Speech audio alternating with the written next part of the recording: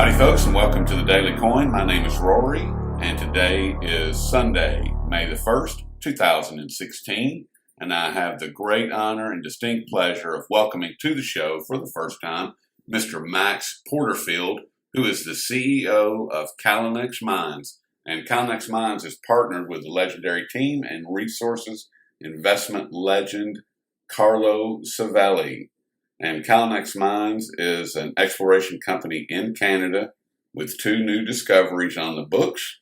And in recent months, Resource Capital has taken a 17% stake in Callinex Mines, making it only the second exploration company they've ever invested in. Wow. Max, you should be proud of that, and welcome to the show. Well, thank you so much. I'm really excited to be here, and I'm extremely proud of what we've accomplished, and even more excited about what the future holds for the company. Well, let's get into it and see what we can find out. All right. The mining sector has really been enjoying some much-needed attention for the past several months. And how do you see the resource sector changing and evolving over the course of 2016? Especially in light of the renewed appreciation for the precious metals. And precious metals, especially silver, have enjoyed a nice steady rise in 2016. So how do you see this impacting the resource sector for the remainder of this year? Yeah, absolutely. So, the resource business overall, the commodity space is a cyclical business. And really those that do well over time are the ones that understand that and manage around how cyclical the business is in general. So the past, 5 years have been very, very difficult in the resource space with this pullback that you've seen across base and precious metals. And, you really need to time yourself to be able to take advantage of that when, it comes back in favor. And you've seen that here early in 2016. Again, you mentioned, silver, I think today hit its 52-week high. Was the last precious, behind gold. Gold again is up about $30. So I see, really the fundamentals coming back into the space. I like the base metals as well. Zinc in particular, I don't think has had that big move that it should have. You look at zinc today at 75 cents, for example.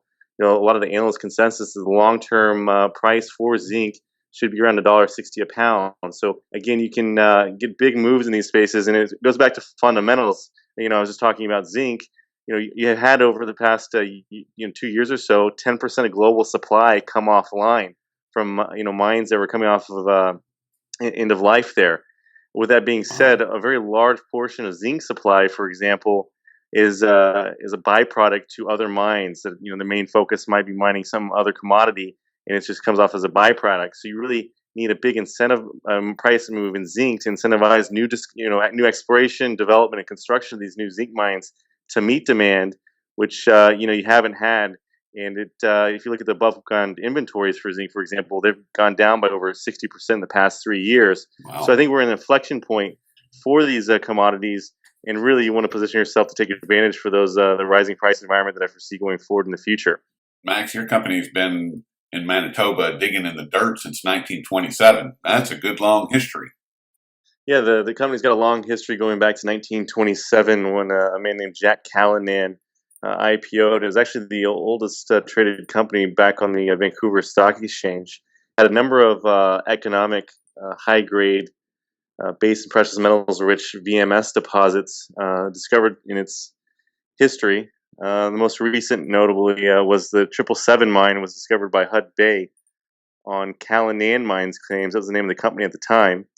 Went into production in 2004 and started paying a very large royalty stream. And then in 2011, the company split into two entities. Callinex was spun out with all the exploration portfolio within the company.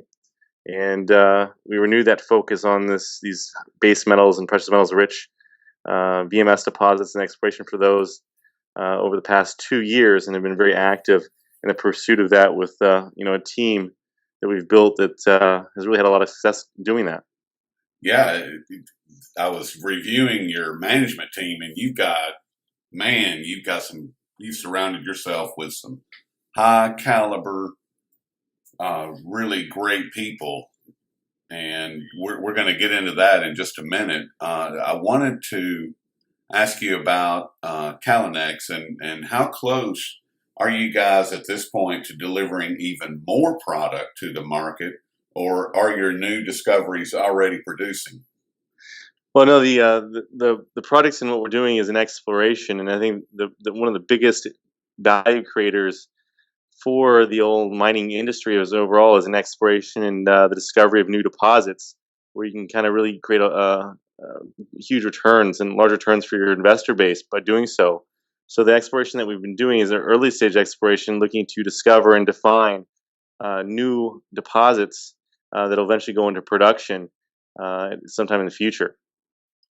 Max, I'd like to circle back to something you said just a moment ago. You said that zinc is usually discovered alongside other metals, and what I'm not that familiar with zinc. And what other metals would you usually find it with? Would you find it with copper or lead or? Well, like in the deposits that we're doing exploration for, and the reason why we're focused in on these what's known as VMS deposits is because they're high grade, so they're rich in terms of the grade.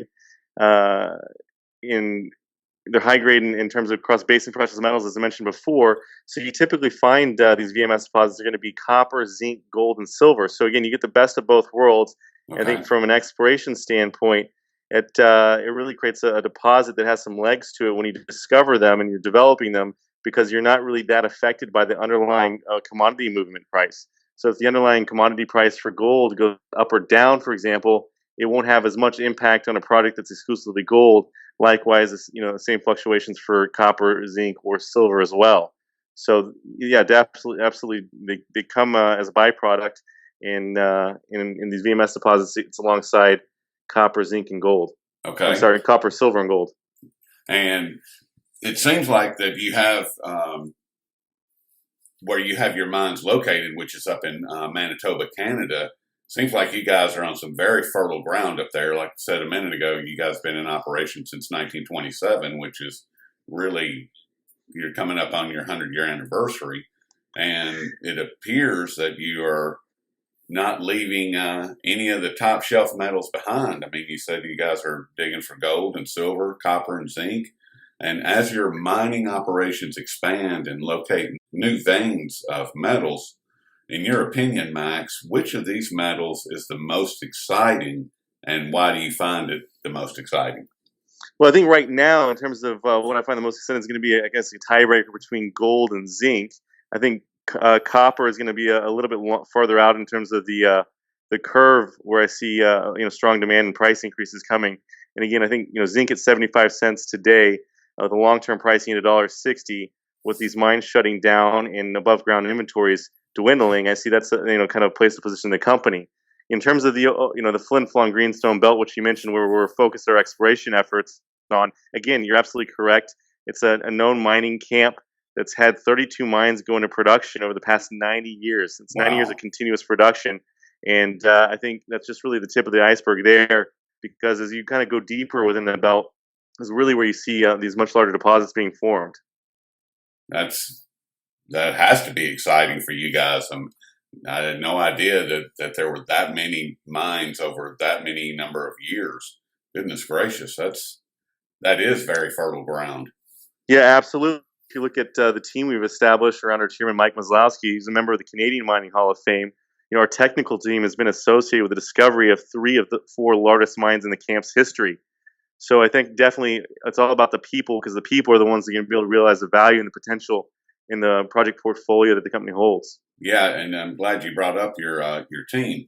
And I was reviewing some of your team earlier, and you've assembled a very impressive team with multiple decades in mining. And tell me about this fellow, Carlo. Is it Savelli? Yes, Carlo Savelli. Yeah, he's a very supportive shareholder of ours. He's chairman of our advisory board. He's a financier that specializes in the resource space. He's seeded 12 companies that went to billion-dollar market caps. Wow. Most notably, he seeded Wheaton River, that went on to become Gold Corp, which we're familiar with. Yep. Bema Gold, that went on to become B2 Gold. And he's also had success in the oil and gas space, where he sold a private company called PAC LNG in March 2014 for $900 million US, which also had some concessions for future payments on that. So he's had a lot of success in the resource space and has been very supportive of the company. And really great to have him as both a shareholder as well as the chairman of our advisory board. He sounds like somebody that you would most certainly want on your team. Yeah, and you have to have very supportive shareholders that are willing to step up and capitalize the company. Last July, in fact, we brought on Resource Capital Funds. It's a $2.5 billion private equity resource centric fund that specializes in the resource space. They're experts in coming in to really construction and development stage resource companies, and then they recently started to invest in exploration stage company, which Calinex is. And they came in. They're our largest shareholder today, and we're proud to say we're one of the first companies to be added to their exploration portfolio. And aside from just bringing on capital, they also have a team that's over 70 individuals that stand by and really assist us in a lot of different facets. So again, you got to have a supportive shareholder base. We're really happy to have Carlo as well as Resource Capital Funds and other shareholders that we're looking to bring on that can add value to the company in more ways than just capital. Yeah, and Resource Capital, according to the information that I have, they've taken out a 17% stake in Calinex Mines, and you're only the second exploration company they've ever invested in, and you should be proud to have that piece of information in your portfolio. I would think that would be something that you could hang your hat on. No, absolutely. It's definitely a feather in our cap, so to speak, because they are very sophisticated investors. And more than anything, I think it was a big vouch of confidence on our management team and our technical team and the prospectivity of our project portfolio and really how we're looking to grow the company going forward, to have them come on and invest and become an active shareholder in the company. So really, really proud to have them on. Now, we had talked about gold and silver both having a very nice green day today. How do you see the metals playing out over this year with the serious suppression that we've been experiencing for the past 5 years, and with, as you noted a minute ago, the mining industry as a whole? Mines are shutting down, and the mining sector has been under a lot of stress for the past several years. And how do you see the metals themselves doing over the remainder of this year? I'm not asking for any crystal ball predictions or anything. I'm just in general. No, I think there's we're in a bullish market for the commodity and metal space overall. I think what's occurred over the past 5 years with this downturn that we've had is really going to set us up for a stronger commodity price environment moving forward. Because when you have a very difficult mining market in a cyclical environment or a cyclical industry, you don't have that capital expenditures needed in capital invested into the exploration, the development, and construction of new mines. So, for example, it takes a copper mine on average 7 years to go into production. Oh my goodness. So when you kind of look at those long lead times to bring something into production, and then you look at the fact that you really kind of had a complete, risk off, so to speak, in the metal space over the past 5 years, we've had half a decade of, a pause on any exploration work, development work, or construction of new mines to go into production to meet the growing demand because of that pullback. So I think that we're going to have a bright future for the commodity space, and it goes back to the supply demand fundamentals, and really it's a supply side situation more so than anything, because you haven't had that investment again into the exploration and development of these projects to meet that demand that's out there.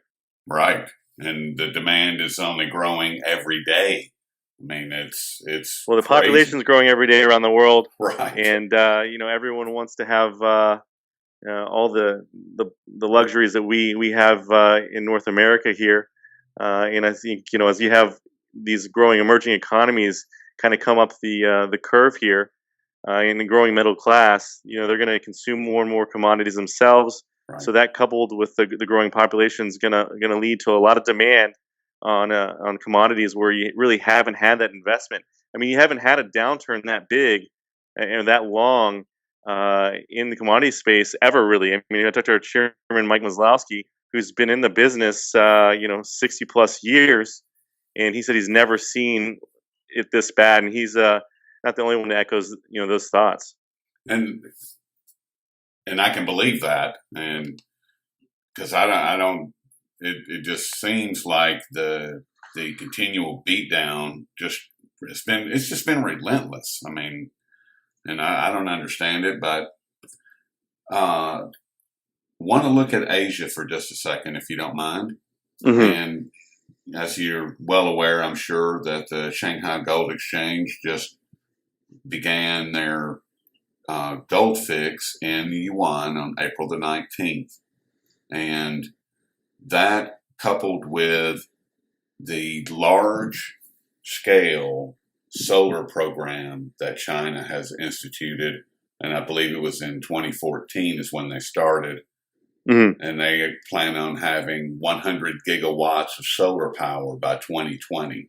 Mm-hmm. And how do you see these two, because one affects silver, the other one affects gold, do you see these having an effect on the mining sector or the resource sector as a whole, or what's your take on those two different projects? Yeah, absolutely. I think it's just a matter of time that both of them were going to occur. I think in terms of the gold price fix, I mean, at the end of the day, China is the largest consumer of gold in the world.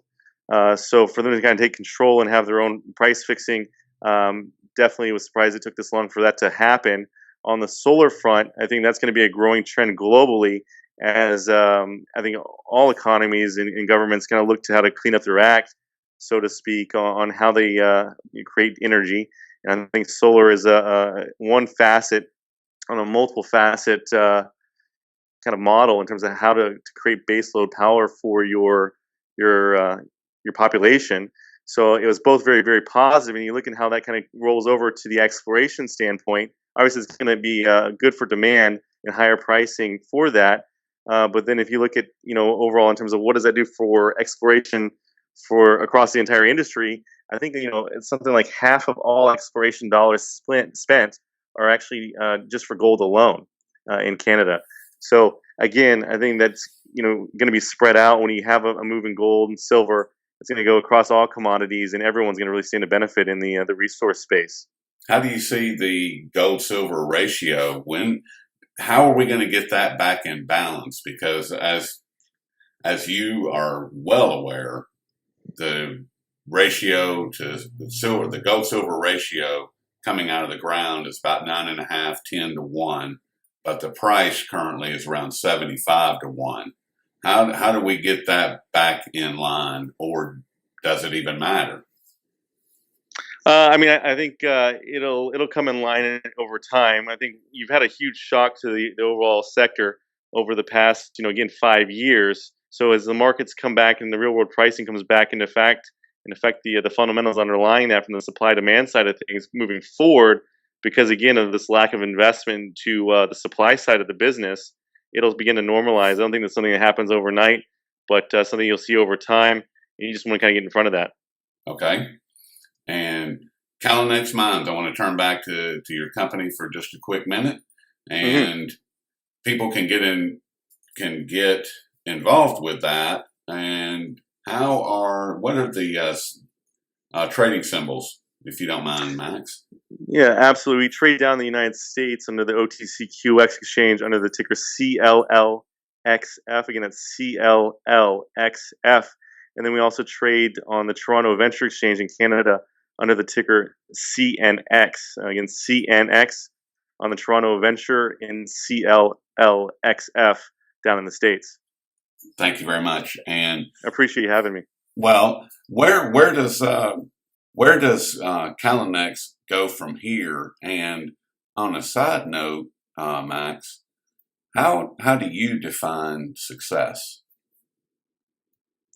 Well, I see in terms of where I see Calinex going from here. We just wrapping up a large exploration drilling campaign up in Manitoba in Canada here, a 7,000 meter campaign, which we've had a couple discoveries on, which we're quite excited about.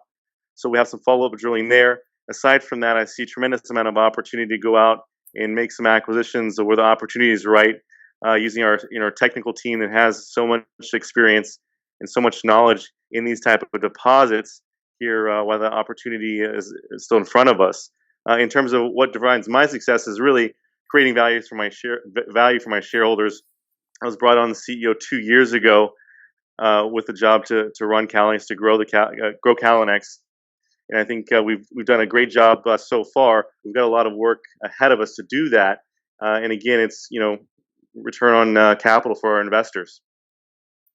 So, making other people wealthy is how you define success. Yeah, absolutely. I think when you make other people wealthy, that'll follow through and be affected to you as well. Our management team is also shareholders of the company, so we're working for all our shareholders, ourselves included. Yep, I like it, and I just learned that just within the last couple of days. And it's a great way of looking at success. If I'm able to help you be successful, and you're more successful, then that should come back to me in kind. Yeah, one of my mentors growing up always said, the more people you make happy, the more financially successful you'll be in life. So if I can make all my shareholders happy and make them money with growing the company and us being successful, I think it'll all trickle down back to myself eventually, and definitely see that going forward with Calinex. I think we have a very bright future ahead of us, especially after weathering the downturn so well like we've done, and actually created value for our shareholders even despite the overall markets being difficult. I would agree with all of that. And we've been speaking with Mr. Max Porterfield, who is the CEO of Calinex Mines. Max, if you would, just remind everybody how they can find all your work and find out a little bit more about Calinex. Yeah, no problem. You can actually go on the internet and visit us at calinex.ca. That's CALLINEX.ca. And on there, you can also find our contact information, and feel free to give us a call anytime. I'm always excited to talk to new and existing shareholders about the company and what we're up to. Are you on Twitter as well? Can people follow you there? I don't tweet, but we do tweet as a company our news release, so I don't personally tweet. So you can find us on Twitter, and that's all, again, available on our website. Okay. And we certainly appreciate all your time this afternoon, and I look forward to speaking with you again in the not-too-distant future. Yeah, I appreciate you having me and letting us share our story with your listeners, and look forward to speaking again sometime shortly. All right. Thank you, Max. Thank you.